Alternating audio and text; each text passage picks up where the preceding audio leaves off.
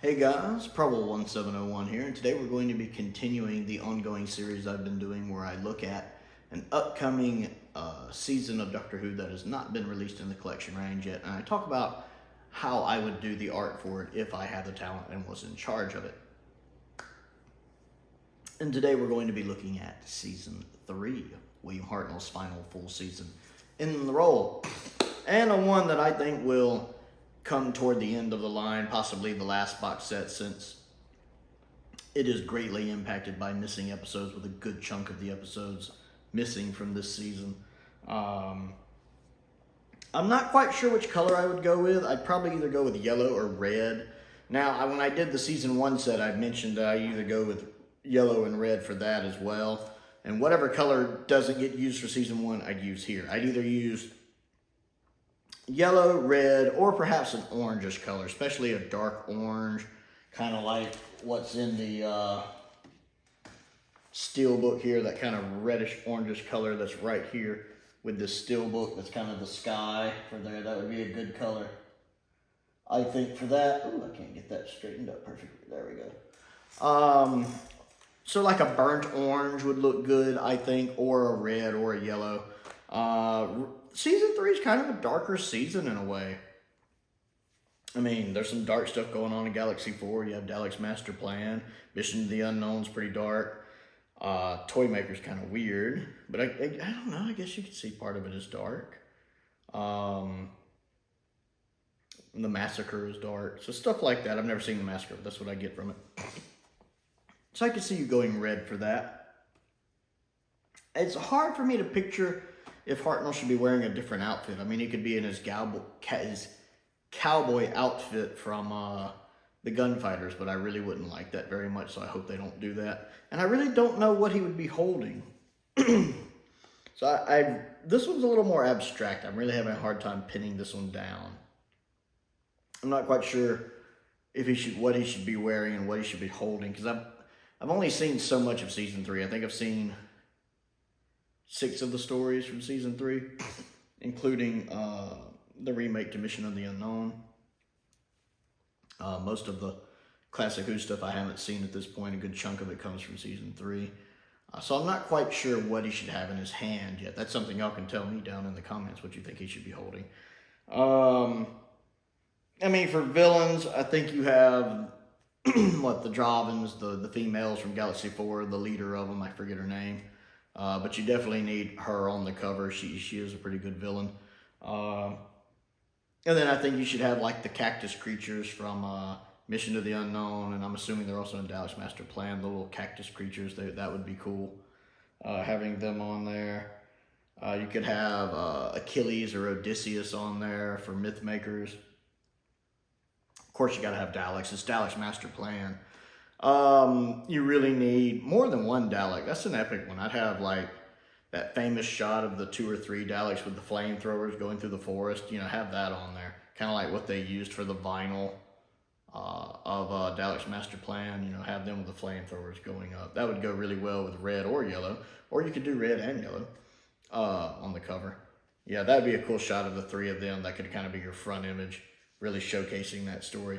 Whether you put Mavic Chin on there, I don't know. I know some people have issues with the casting and all of that, so I don't know if you put him on the cover or not. I'm personally fine if they put him on the cover.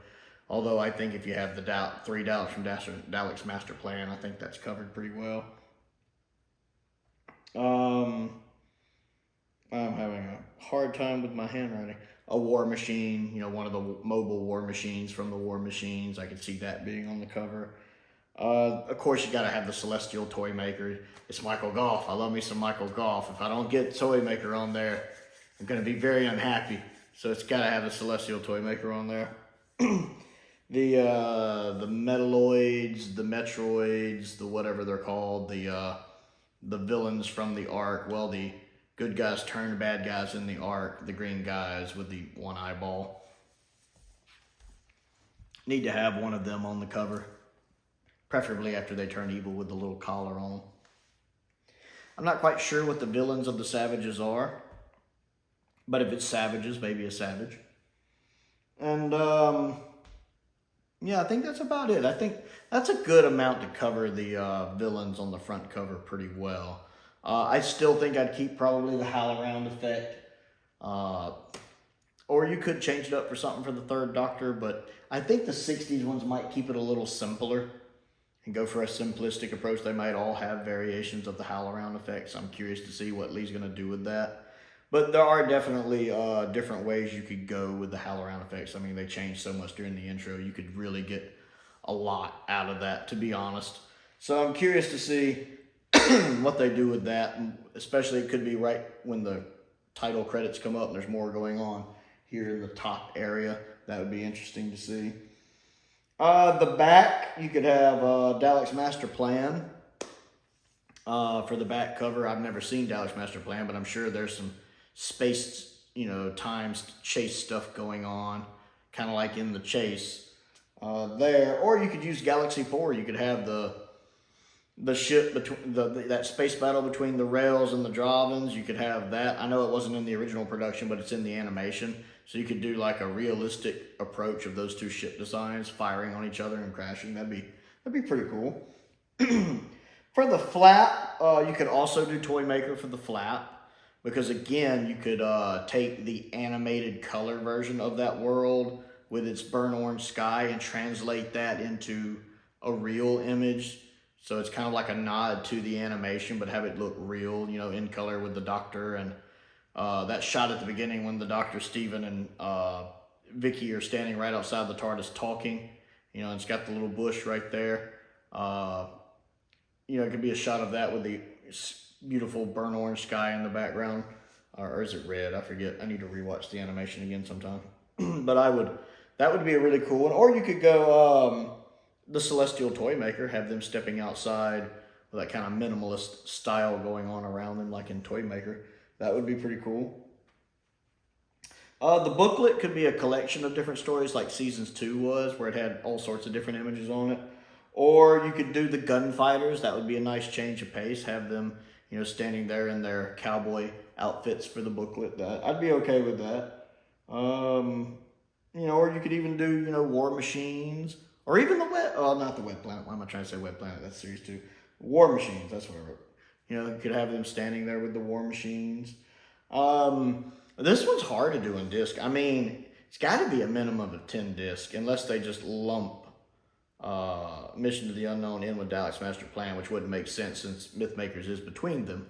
I mean, you could use Mission to the Unknown as the bonus disc, basically, and put a lot of special features on it, since, if we might get the Ian Levine animation, hopefully, and then we'd probably maybe get the college reconstruction, and then maybe a telesnap.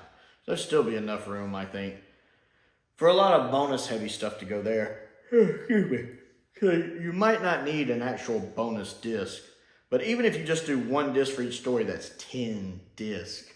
And that's not taking into account, could you cram 12 episodes onto one disc for Dalek's Master Plan, even with the recons? And that's just going off, the state it's in now. Galaxy 4, could you get the black and white version, the color version, and a recon on one disc? That's 12 episodes. I mean, you could use the same audio, I guess, but could you cram all of that onto one disc? I don't know how much information a Blu-ray can hold without compression issues. Getting 12 episodes, and then, of course, all the behind-the-scenes stuff for it on that one disc. And then you run into the problems of what if they animate some of the other ones that haven't been animated yet? What if they animate... Toy Maker wouldn't be as much of a problem because that's still only 8 episodes. Well, I guess 12 if they do it in color and black and white. But like, say they animated Dalek's Master Plan. 12 black and white episodes, 12 color episodes, 12 recon episodes. You gotta at least have 2 discs. And that bumps it up from 10 to 11 discs. So I'm not quite sure how they're going to do that, especially if more stories from that season get animated. Especially if they continue to do the animations the way they have, with a black and white version, a color version, and a telestamp recon. That's 12 episodes for stuff like even the Savages, which from the way everybody talks online, the Savages would be one that's doable for animation. So I don't know if you can cram that on one disc. I'm curious to see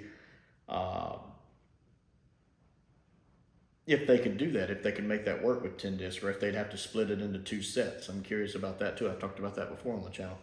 So that's kind of how I would do it. The disc art, I wonder if they'll just do like they did with season 2, and then more, where they look more like black and white snapshots instead of art pieces like the disc art does on most of the sets, where it looks like beautiful art pieces. It really looks like it was going very old school, very black and white 60s, just kind of having, look like telesnap photos, maybe as a nod to telesnaps for missing episodes being on the cover of the disc. So I wonder if it'll just kind of do that again, maybe for all the 60 seasons, or if they might get progressively more in color as we go along in the 60s range. So by season 6, maybe it's looking a lot more like the 70s and 80s sets do. That'll be interesting to watch and see what happens.